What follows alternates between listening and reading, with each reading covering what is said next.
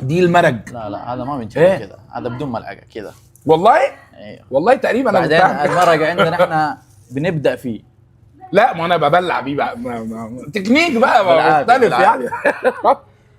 ايه دي بقى؟ هذا مضغوط. ده مضغوط لحمه. مضغوط لحم، ها؟ مضغوط دجاج.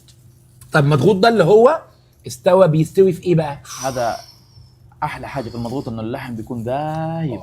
مضغوط مستوي في حلة ضغط. ايوه تعالى خد ده هي دي اسمها ايه بالمناسبه؟ دي لقمه ولا تغميسه ولا دي معلقه ولا دي ايه ولا دي مغرفه؟ مغرفه.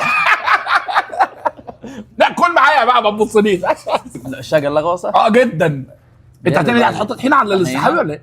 ايوه ماشي مع سحاوي وسحاوي. والله العظيم جدع، انا بحب الحاجات دي جدا. وليمون بقى ليمونة. جدا صح كذا كده. شوف. طب استنى، والبتاع الحراق ده روح روح هتجيبك.